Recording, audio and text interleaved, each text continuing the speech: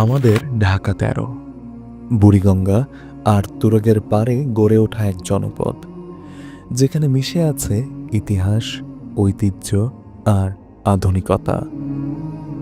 এই ঢাকা ১৩ শুধু একটি নির্বাচনী এলাকা নয়, এটা স্মৃতির ঠিকানা, সংগ্রামের নাম, এটা স্বপ্ন দেখার সাহস।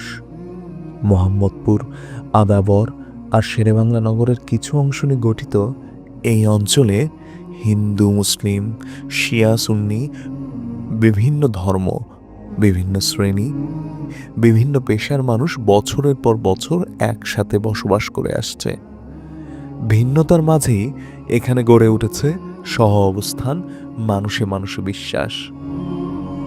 এই মাটিতে আজও দাঁড়িয়ে আছে মোঘল আমলের ইতিহাস, ৭ গম্বুজ মসজিদ।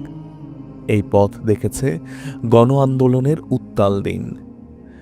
আসাদ গেট আমাদের মনে করিয়ে দেয় ১৯৬৯-এর ১১ দফার সেই সাহসী লড়াইয়ের কথা। আর রায়ের বাজারের বধ্যভূমি, এই মাটি সাক্ষী ১৯৭১-এর মহান মুক্তিযুদ্ধের। শহীদ বুদ্ধিজীবীরা এখানে শুয়ে আছেন, ২০২৪-এর গণ অভ্যুত্থানের শহীদরাও, যাদের রক্তে লেখা হয়েছে আমাদের দ্বিতীয় স্বাধীনতার ইতিহাস। গণতন্ত্রের দাবিতে হওয়া প্রতিটি আন্দোলনে এই জনপদ দিয়েছে তার শ্রেষ্ঠ সন্তানদের। ইতিহাস থেকে এবার একটু চোখ ফেরানো যাক বর্তমানের দিকে। নামকরা শিক্ষা প্রতিষ্ঠান, হাসপাতাল, খেলার মাঠ আর হাট বাজারে পরিপূর্ণ আমাদের এই ঢাকা ১৩।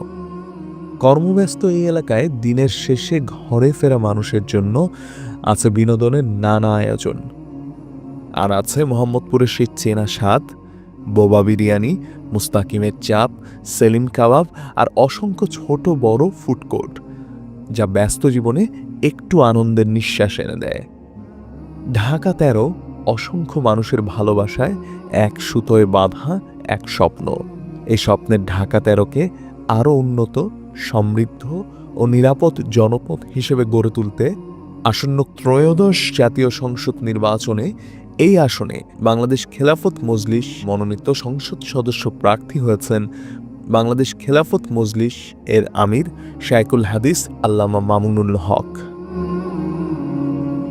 ঢাকা ১৩-র প্রিয় ভোটারগণ, আপনাদের সঠিক সিদ্ধান্তেই গড়ে উঠবে আগামী স্বপ্নের ঢাকা ১৩। আপনাদের ভোটেই গড়ে উঠবে বৈষম্যহীন নতুন বাংলাদেশ, ইনশাল্লাহ। সুতরাং আজ সিদ্ধান্ত আপনার, তাই সঠিক সিদ্ধান্ত নিন, রিকশা মার্কায় ভোট দিন। বাংলাদেশের মার্কা, মার্কা রিকশা মার্কা, সব মানুষের মার্কা, মার্কা রিকশা মার্কা।